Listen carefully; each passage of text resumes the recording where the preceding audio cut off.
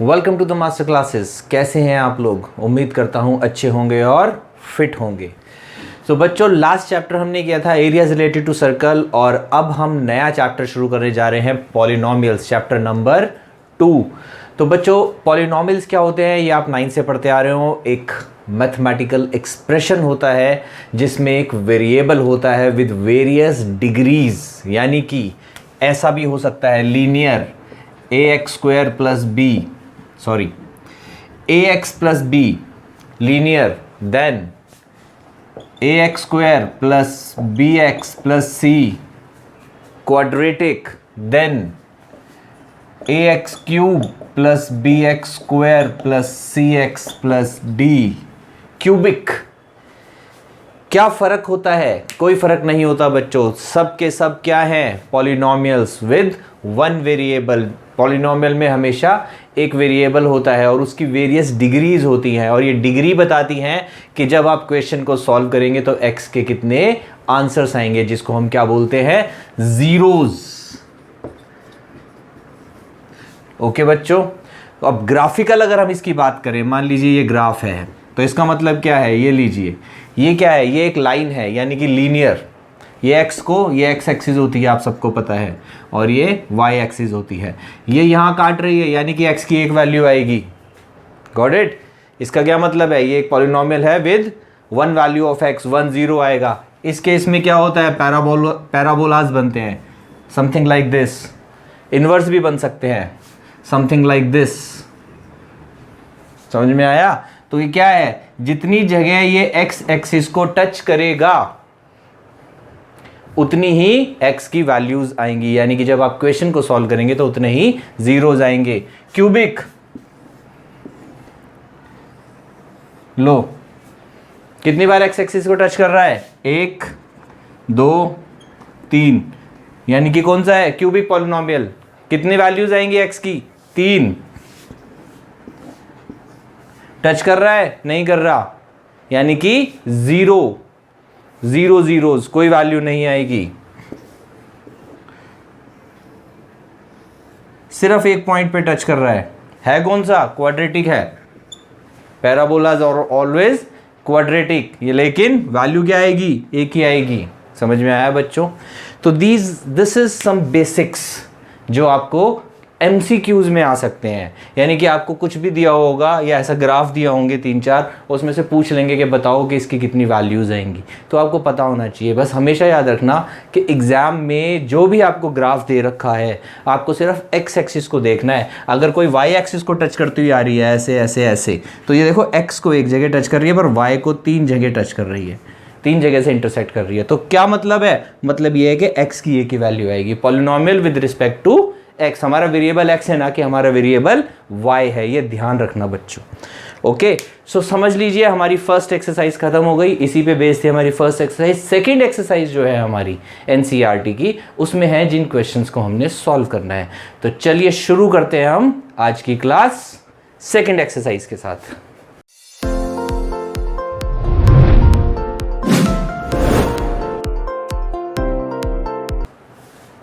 Welcome back. हाँ जी बच्चों, exercise 2.2 NCERT question number 1 के 3 पार्ट, क्वेश्चन नंबर 2 के 3 पार्ट्स मैंने लिख लिए। 6 पार्ट्स हैं बच्चों। ऑड वाले मैं कराता हूँ, इवन वाले आप कर लेना, हिसाब बराबर। और अगर फिर भी कोई क्वेश्चन ना हो तो कमेंट बॉक्स में कमेंट कर देना, विल सेंड यू सॉल्यूशंस। डरने की टेंशन नहीं है, घबराना मत, क्वेश्चन आपको सारे कराएंगे। ओके, चलिए अब ये देखिए, ये सारे के सारे जो हैं बच्चों, ये क्वाड्रेटिक पॉलिनोमियल्स हैं, तीनों के तीनों, जिसको हमें सॉल्व करना है। क्वाड्रेटिक कैसे पता चला? डिग्री से। डिग्री कितनी है? 2। डिग्री 3 होती तो क्या हो जाता? क्यूबिक। डिग्री 1 होती तो क्या हो जाता? लीनियर। ओके, तो चलिए क्वेश्चन नंबर 1 देखिए। फर्स्ट पार्ट क्या कह रहा है? x square minus 2x minus 8। Middle term split करनी है बच्चों।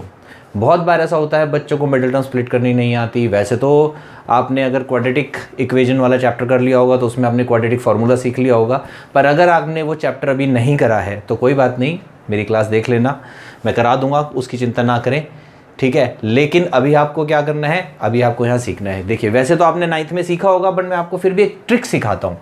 क्या करना होता है? a और c हमेशा किससे कंपेयर करना है?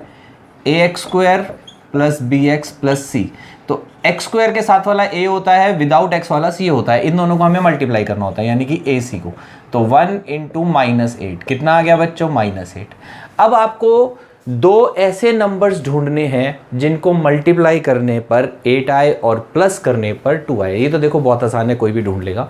पर जो डिफ़िकल्ट्स भी होते हैं उनको ढूंढने का आपको सिंपल तरीका बताता हूँ, और ये तरीका बच्चों कभी भी फेल नहीं होता। ओके, चाहे कितनी भी बड़ी ले लेना है इक्वेशन। देखिए क्या करना है, 8 के फैक्टर्स लिखते जाओ। 1 इंटू 8, इन दोनों का सम, इन दोनों का डिफरेंस। सम 9, डिफरेंस 7, हमारा काम नहीं बना। 2 से कर दिया, 2 इंटू 4, सम करेंगे 6 पर डिफरेंस लेंगे तो 2, हमारा काम हो गया। ऐसे अगर 3 से ये जाता नहीं, 4 से जाता है, फिर 8 से जाता है। तो जो जिस भी नंबर से 8 डिविजिबल है, यानी कि 8 के सारे लीनियर फैक्टर्स आप यहाँ लिखते जाओ, कोई ना कोई पेयर ज़रूर ऐसा आ जाएगा जिसका सम या डिफरेंस यहाँ आ जाएगा। ठीक है, थोड़ा सा टाइम लगता है लेकिन सोचना नहीं पड़ता बहुत ज़्यादा, फटाफट से हो जाता है। ओके, और टाइम भी बच्चों जब लगता है जब कोई बड़ा नंबर आ जाए जिसके बहुत सारे फैक्टर्स बन जाए, वरना नॉर्मली 4-5 बनते हैं, 4-5 के अंदर अंदर काम हो जाता है। ऑलराइट, तो अब हमें चाहिए -2। -2 लेने के लिए हमेशा इस साइन को देखना बच्चों, जो यहाँ पे साइन हो बड़े नंबर के साथ लगा देना, यानी कि 4 के साथ लगाना है। तो क्या बन जाएगा ये अब हमारा? ये हमारा बन जाएगा x² -4x + 2x - 8। लीजिए, x² है तो x कॉमन निकाल लेते हैं, रह गया x - 4 + 2 कॉमन निकाल लेते हैं, रह गया x - 4। हमेशा याद रखना ये दो ब्रैकेट सेम आने चाहिए बच्चों। अगर ये सेम नहीं आ रहे इसका मतलब कुछ गड़बड़ हो गई है, और नहीं आ रहे तो उनको सेम बनाओ, कोशिश करो कि सेम बनाओ। नेगेटिव का ध्यान रखना, फिलहाल यहाँ कोई प्रॉब्लम नहीं है। ओके, चलिए, वो जब प्रॉब्लम आती है जब ये वाला साइन नेगेटिव होता है तब प्रॉब्लम आती है बच्चों। ओके, चलिए, तो अब हमने क्या करना है, एक ये टर्म है, एक ये पूरी टर्म है, इन दोनों में क्या कॉमन है? x - 4 कॉमन है, निकाल लिया, अंदर रह गया x + 2। ये आ गए हमारे दो फैक्टर्स। अब जीरोस कैसे बनाते हैं? जीरो बनाने के लिए इसको जीरो के इक्वल रख देते हैं। x - 4 = 0, x + 2 = 0। तो x = 4 और x = -2। ये होते हैं बच्चों दो जीरोस। ओके, आप इनको नाम दे सकते हो अल्फा एंड बीटा। आगे ऐसे बहुत क्वेश्चन आएंगे that alpha and beta are the zeros of polynomial this. Now find the value of this, find the value of this. अभी कराऊंगा आपको, इसी क्लास में कराऊंगा, चिंता मत करो। अब हम जीरोस और पॉलिनोमियल के बीच एक रिलेशन को सेट करके देखते हैं, और यही एक तरीका होता है अपने क्वेश्चन को वेरीफाई करने का। देखिए, ये है दो जीरोस, सम ऑफ जीरोस कितना आ गया? सम ऑफ जीरोस यानी कि 4 + -2, ये आ गया बच्चों 2। चेक कैसे करेंगे? सम ऑफ जीरोस निकालने का फॉर्मूला है -b/a। यहाँ से कंपेयर करेंगे, -b/a, -b यानी कि माइनस, और b की वैल्यू क्या है देखो, यहाँ से कंपेयर करेंगे तो -2, a क्या है 1, तो -2 वेरीफाइड। ओके बच्चों, ये होता है relation between zeros and polynomial. Check करने का तरीका, सम कर लो, सम का ये तरीका कहाँ से निकल गया? पॉलिनोमियल से डायरेक्ट निकल गया। नाउ प्रोडक्ट यानी कि alpha into beta. Alpha into beta कैसे निकालेंगे? ये अल्फा है, ये बीटा है। 4 × -2 क्या आ गया? -8। दूसरा तरीका क्या है? c/a। c क्या होता है? ये कांस्टेंट नंबर यानी कि विदाउट x वाला, यानी कि -8। a कितना है? 1। आंसर कितना आ गया? -8 वेरीफाइड। समझ आया बच्चों? बहुत आसान है, ये आपने पहले से सीख रखा है। = जीरोज रख लिया, अल्फा और बीटा हमारे दो जीरोज आ गए। देन वेरीफाई कैसे करेंगे? सम करो, इन दोनों का सम करो और चेक करो क्या ये -b/a के इक्वल आ रहा है? हाँ आ रहा है। देन इन दोनों का प्रोडक्ट करो, चेक करो क्या ये c/a के इक्वल आ रहा है? हाँ आ रहा है। इसका मतलब क्या है कि हमारा आंसर ठीक है। ओके बच्चों, चलिए एक क्वेश्चन और करते हैं। इसको हटा देते हैं, जो ये मैंने आपको यहाँ सिखाया था। Second part, 6x² -3 - 7x। अब देखो बच्चों, ये आपको कुछ अजीब सा लग रहा होगा, है ना? देखो बच्चों, कभी भी मैथ्स में अगर कुछ गड़बड़ हो तो तुम्हारे दिमाग में ना घंटी बजनी चाहिए कि नहीं यार, ये यहाँ पे कुछ ठीक नहीं है। मैथ्स को हमेशा बहुत ध्यान से पढ़ना होता है, और जब ध्यान से आप पढ़ोगे और प्रैक्टिस करोगे तो आपको खुद पता चल जाएगा that something is not right here. क्या रॉन्ग है? देखो चेक करो, ax² x² वाली टर्म है, bx वाली टर्म नहीं है, देन c यानी कि विदाउट x वाली, ये उल्टा लिखा हुआ है। तो क्वेश्चन को देखते ही कई बार क्या होता है, हम आंसर्स निकालते हैं, हमारे आंसर गलत होते हैं। जैसे कि मान लो प्रॉब्लम सम आया, फॉर एग्जांपल आप लीनियर इक्वेशन 2 वेरिएबल कर रहे हो या आप क्वाड्रेटिक इक्वेशन वाले चैप्टर कर रहे हो जिसमें प्रॉब्लम हमारे स्पीड निकालनी है। अब स्पीड का आंसर आ गया आपका नेगेटिव। आपको आपने क्या है, देखो बच्चों होता क्या है, थोड़ा सा समझाता हूँ। जब आप एग्ज़ाम दे रहे हो तब आपके आगे पीछे कोई नहीं है, प्लस आप आंसर्स वेरीफाई नहीं कर सकते पीछे से देख के, जैसे बुक में से पीछे से मिला लिया, हाँ भी आंसर ठीक है, और प्रेशर अलग होता है। उस टाइम पे माइंड को थोड़ा सा शांत रखना है, कूल रहना है, अपने टेम्परामेंट को कूल रखना है, क्वेश्चन को सॉल्व करना। मान लो स्पीड का क्वेश्चन सॉल्व किया आपने या कोई एज का क्वेश्चन सॉल्व किया और वो आ गया नेगेटिव। अब सोचो क्या एज नेगेटिव हो सकती है, क्या स्पीड नेगेटिव हो सकती है? नहीं हो सकती। तो कुछ चीज़ें होती है बच्चों जिसको देखते ही आपके दिमाग में घंटी बजनी चाहिए कि नहीं कुछ गलत हो गया है, ये मेरा आंसर सही नहीं है। ओके, अब देखो इस बार तो MCQs आने, कोई प्रॉब्लम नहीं है, आपको 4 आंसर्स दिए होंगे, आपने मैच करना है। ओके, लेकिन ये सिर्फ इस साल है, नेक्स्ट ईयर नहीं है बच्चों।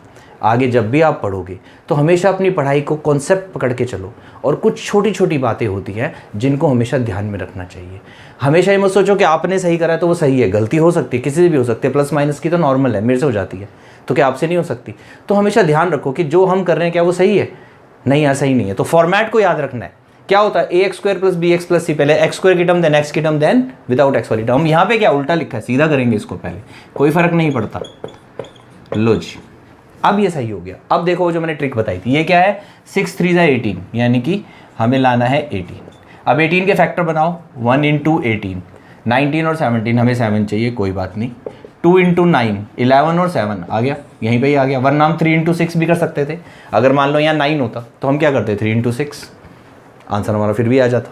तो ये एक ऐसा तरीका है बच्चों जो बहुत आसान है और जिससे गलती नहीं होती। तो अब हमारे पास 2 फैक्टर्स आ गए, 2 और 9, जिसको हमने क्या करना है, माइनस करना है, क्योंकि प्लस करके 11 आता है, माइनस करके 7 आता है। अब हमें 7 किसका चाहिए, माइनस का, तो बड़े नंबर के साथ माइनस लगा दो, लगा देते हैं, ये लो 6x² - 9x + 2x - 3 हो गया। अब क्या करना है, हमें कॉमन निकालना है। क्या कॉमन निकलेगा, 3 निकलेगा और x निकलेगा, निकाल लेते हैं। ब्रैकेट में क्या रह गया, 2x - 3, यहाँ पे कुछ नहीं है और जहाँ पे कुछ नहीं होता वहाँ पे 1 निकालते हैं। हमेशा याद रखना बच्चों, जहाँ कुछ नहीं होता वहाँ भगवान होता है और भगवान एक है। तो याद रखना कि जहाँ कुछ नहीं है वहाँ एक है, बस ये ट्रिक हमेशा याद रखना, ज़िंदगी में मार नहीं खाओगे, भगवान भी साथ देंगे। ओके, देन 2x - 3, अब एक टर्म ये है और एक टर्म ये है, दोनों में ब्रैकेट कॉमन है, 2x - 3 कॉमन निकाल दिया, रह गया 3x + 1, then 2x - 3 = 0 and 3x + 1 = 0, 2x = 3 and x = 3/2। और यहाँ लिख देंगे 3x = -1, इधर आके -1 हो गया, और x = -1/3। लो बच्चों, ठीक है। अगर आप इसको चेक करना चाहते हो चेक कर सकते हो, जब हम इसका सम करेंगे तो क्या आएगा और हम इसका प्रोडक्ट करेंगे तो क्या आएगा। देखो 3.5 है, ये -1/3 है, जब सम करेंगे तो आ जाएगा -7/6, सॉरी 7/6। तो इसको सॉल्व कर लोगे तो ये आ जाएगा 9, ये आ जाएगा 2, 9 में 2 के 7, 7/6 वेरीफाई हो जाएगा। वेरीफाई आप खुद कर लेना, बहुत इजीली वेरीफाई हो। जब मल्टीप्लाई करोगे तो -1/2 आएगा, तो यहाँ से करोगे -3/6 यानी कि -1/2। मल्टीप्लाई करेंगे ना, c/a, c क्या है -3, a क्या है 6, -3/6 यानी कि हाफ। इनको मल्टीप्लाई करोगे तो क्या आएगा, 3 से 3 कैंसिल, -1/2 हो गया। वेरीफाई इजी है ना। चलो एक और पार्ट है, क्वेश्चन नंबर 1 खत्म हो जाएगा हमारा, कर देते हैं। लीजिए, ये थोड़ा अलग है बच्चों। अब यहाँ पे क्या है, x वाली टर्म नहीं है, सिर्फ ये वाली टर्म है और ये वाली टर्म है। कोई बात नहीं है तो कोई फर्क नहीं पड़ता बच्चों। हम इसको कैसे फैक्टराइज करेंगे, 2 तरीके हैं बच्चों। डायरेक्ट 0 के इक्वल रख दो और फॉर्मूला बना लो। फॉर्मूला कैसे बना सकते हैं, देखिए ये t² है, इसको हम √15 का स्क्वायर लिख सकते हैं ना। किसी भी नंबर के ऊपर रूट भी लगा दो और स्क्वायर भी लगा दो, बात तो एक ही है ना। जैसे प्लस करो और माइनस करो, ऐसे अंडर रूट भी लगा दिया और स्क्वायर भी लगा दिया। तो ये बन गया बच्चों a² - b², तो 2 फैक्टर बन गए, a + b × a - b। Eventually हमने बनाने क्या है, 2 फैक्टर्स निकाल लें, 2 जीरोस निकाल लें, 2 फैक्टर्स हमारे बन गए, 2 जीरोस हमारे आ जाएंगे। क्या आ जाएगा, t = -√15, t = √15, प्लस वाला माइनस में, माइनस वाला प्लस में। दूसरा तरीका क्या है, दूसरा तरीका है टी स्क्वायर माइनस 15 को डायरेक्ट 0 के इक्वल रख दो, उससे क्या हो जाएगा, ये इधर आके प्लस का 15 हो जाएगा। ओके, अब टी है तो क्या चढ़ जाएगा, ये अंडर रूट चढ़ जाएगा, और अंडर रूट हमेशा बच्चों प्लस माइनस होता है। क्यों होता है, जब भी आप स्क्वायर से यहाँ पे रूट लगाएंगे उसको प्लस माइनस के साइन लगाएंगे। क्यों, वो कह रहा है टी स्क्वायर इज 15, मैं कह रहा हूँ एक नंबर है जिसका स्क्वायर 4 आता है, समझना इस चीज को, मैं कह रहा हूँ एक नंबर है जिसका स्क्वायर करे तो 4 आता है। तो 4 किसका स्क्वायर होता है, देखो 2 का स्क्वायर क्या होता है 4, और -2 का स्क्वायर क्या होता है, वो भी 4। तो नंबर क्या हो सकता है, 2 भी हो सकता है और -2 भी हो सकता है। ऐसे ही वो कह रहे हैं टी स्क्वायर 15 है, यानी कि एक नंबर है जिसका स्क्वायर करे तो 15 आता है। तो वो कौन सा नंबर हो सकता है, तो वो +15 भी हो सकता है और -15 भी हो सकता है, ये याद रखना। तो जब भी स्क्वायर आएगा तो हमेशा साइन किसका लगेगा बच्चों, प्लस माइनस का लगेगा, इस बात का खास ध्यान रखना। ओके, तो मुझे उम्मीद है कि आपको ये सब समझ में आ गया होगा। तो आप ले लो इसका स्क्रीनशॉट, मैं इसको इरेज करता हूं, फिर हम मिलते हैं क्वेश्चन नंबर 2 के साथ। ओके, हाँ जी बच्चों, आ जाओ। क्वेश्चन नंबर 2 ये कह रहा है कि ये जो दो चीजें दी हुई है, ये सम ऑफ रूट्स या सम ऑफ जीरोज और प्रोडक्ट ऑफ जीरोज हैं, और आपको इक्वेशन बनानी है, यानी कि आपको बताना है कि ये किस पॉलिनोमियल के जीरोज का सम है और प्रोडक्ट है। ये जीरोज नहीं है, याद रखना, ये क्या है, जीरोज का सम, यानी कि अल्फा प्लस बीटा, और ये क्या है, अल्फा इंटू बीटा। तो बच्चों एक फॉर्मूला होता है जीरोज बनाने का, क्या फॉर्मूला, सॉरी पॉलिनोमियल बनाने का क्या होता है, x square minus sum of zeros into x plus product of zeros, ये होता है। साथ में इसके हम ले लेते हैं एक कांस्टेंट, ये। ओके बच्चों, एक कॉमन नंबर होता है जिसको के ले देते हैं। सॉल्व करेंगे, अगर कुछ ना हो तो इसको 1 बना लेते हैं आखिरी में। देखिए क्या होगा, पहले क्वेश्चन में ये सम है, याद रखना, जीरोज नहीं है, इनको ऐड नहीं करना, ये ऑलरेडी ऐड करके उसने दिया हुआ है। तो क्या करेंगे, के into x square minus 1/4 x plus -1, लो जी। ओके बच्चों, अब क्या करेंगे, एक्स स्क्वायर माइनस x/4 -1। अब ये k क्या है बच्चों, ये k है बेसिकली 4, क्योंकि हमें न्यू डिनोमिनेटर हटाना है, तो क्या हो जाएगा, अब हम मल्टीप्लाई कर देंगे इसको, तो ये बन जाएगा 4x स्क्वायर माइनस x -4। लीजिए, समझ में आया बच्चों कि नहीं आया, बहुत आसान था, बहुत ही ज़्यादा आसान था, सिर्फ वैल्यू रखनी है और कुछ नहीं करना। सेकंड करते हैं, चलिए, यानी कि थर्ड पार्ट, बोर्ड का सेकंड पर बुक का थर्ड पार्ट क्या है, सम 0 दे रखा है, प्रोडक्ट √5 दे रखा है, पुट कर देते हैं, x square minus 0x plus √5, ये हट गया, एक्स स्क्वायर प्लस √5। देखो कितना आसान है ना। एक और पार्ट है, ये भी कर देते हैं, फिफ्थ पार्ट। लीजिए, क्या दे रखा है, सम दे रखा है -1/4, प्रोडक्ट दे रखा है 4, क्या लिखेंगे, x square minus sum into x plus product. Okay बच्चों, ब्रैकेट्स खोल देते हैं, एक्स स्क्वायर माइनस माइनस हो गया प्लस x/4 प्लस 1/4, यानी कि यहाँ पे k क्या रहा होगा, 4 रहा होगा, जो डिनोमिनेटर होता है। तो क्या बन जाएगा, ये बन जाएगा 4x square plus x plus 1। लो जी, क्या करा हमने, सबको 4 से मल्टीप्लाई कर दिया। समझ में आया बच्चों, बहुत आसान है।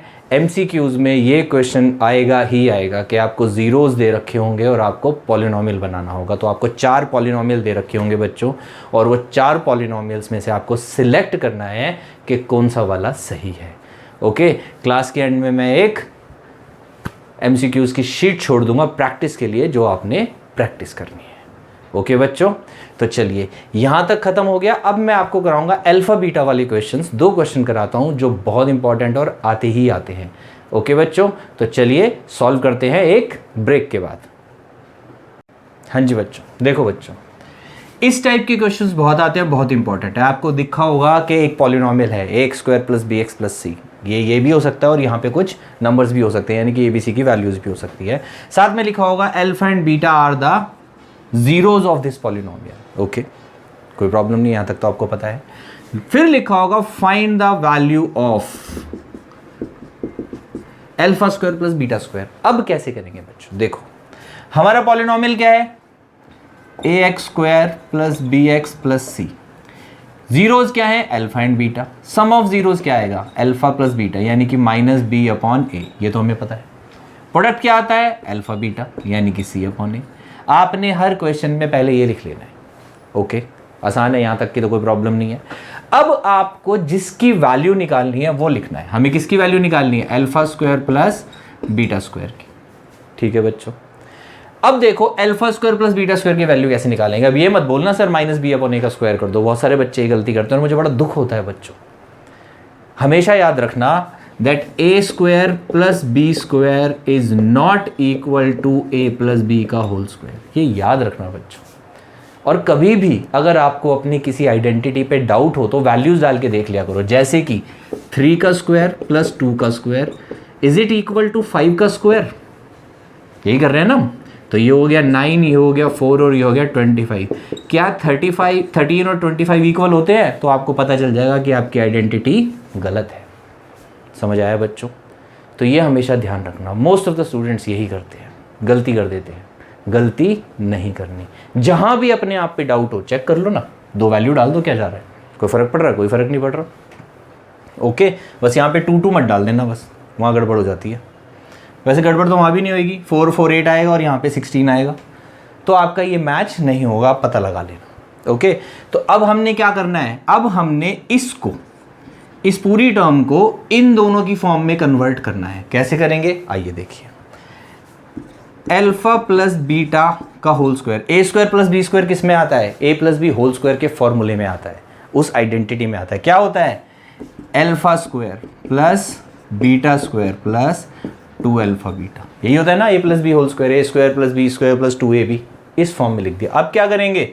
इसको उठा के इधर ले आएंगे, यानी कि अल्फा प्लस बीटा का whole square minus 2 alpha beta is equal to alpha square plus beta square. इसी की वैल्यू निकालनी थी ना हमें, इसकी वैल्यू इस फॉर्म में आ गई। तो हमने क्या करना है? जिसकी भी वो वैल्यू निकालने के लिए कह रहा है उसको पहले कन्वर्ट करना है इन दोनों की फॉर्म में। अब वैल्यू डाल दो, इसकी वैल्यू हमें पता है माइनस बी अपॉन ए और सी अपॉन ए। सॉल्व कर लेते हैं। B square upon A square minus 2c upon ए, आगे क्या आ जाएगा? ए स्क्वायर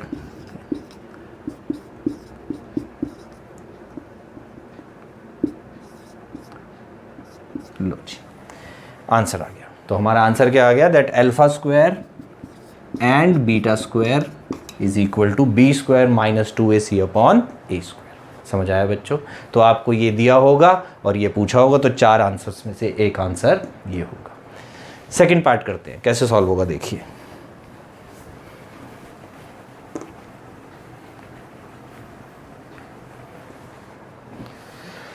वैल्यू निकालनी है 1 अपॉन अल्फा और 1 अपॉन बीटा की।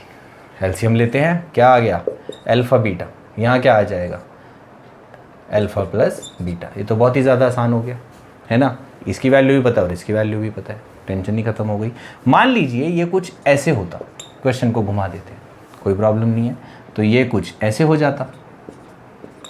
अब इसकी वैल्यू आपको पता है और इसकी वैल्यू तो आपको पता है, मल्टीप्लाई में ये काम हो सकता है, यानी कि ये बन जाएगा alpha square plus beta square upon alpha into beta का होल स्क्वायर। मल्टीप्लाई में हो सकता है बच्चों काम, प्लस के साइन के साथ ये काम कभी मत करना। ओके, तो ये हमारा बन गया। अब इसकी वैल्यू ये रही, हमने अभी निकाली है। इसकी वैल्यू कुछ भी नहीं करना, सी स्क्वायर अपॉन ए स्क्वायर कर देना, उसके बाद इसको रेसिप्रोकल कर लेना, सॉल्व कर देना। चलो मैं कर देता हूँ। इसकी वैल्यू हमने क्या निकाली है? इसकी वैल्यू हमने निकाली है B square minus 2ac upon A square upon, इसकी वैल्यू क्या कर देंगे? C square upon A square, reciprocal कर देते हैं।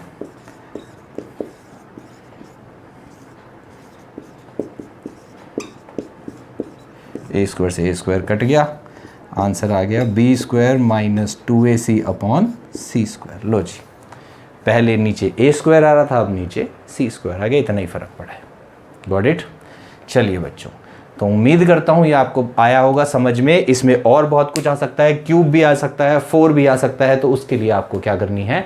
प्रैक्टिस करनी है। और प्रैक्टिस करते वक्त अगर आपको कोई भी क्वेश्चन नहीं समझ आता बच्चों, तो आप कमेंट बॉक्स में लिख देना, कोशिश करूँगा कि जल्दी से जल्दी आपको सॉल्यूशन भेज सकूँ। ओके बच्चों, उम्मीद करता हूँ आज की क्लास समझ आई होगी। अगर आज की क्लास आपको समझ आई है, अच्छी लगी है, तो लाइक कर देना, सब्सक्राइब कर लेना और अपने फ्रेंड्स के साथ भी शेयर कर देना। इतने छोटे टाइम में मैंने फटाफट से आपको 2 एक्सरसाइज कंप्लीट करा दी, एक्स्ट्रा क्वेश्चन भी करा दिए हैं, और अगली क्लास में हम कुछ और क्वेश्चंस और एक्सरसाइज 2.3 को भी कवर कर लेंगे, यानी कि 2 क्लासेस में हमारा चैप्टर खत्म हो जाएगा। ओके बच्चों, तो चलते हैं, अगली क्लास में फिर मिलेंगे। Till then ta-ta bye bye and take care, और पढ़ते रहना बच्चों, एग्जाम्स आने वाले हैं।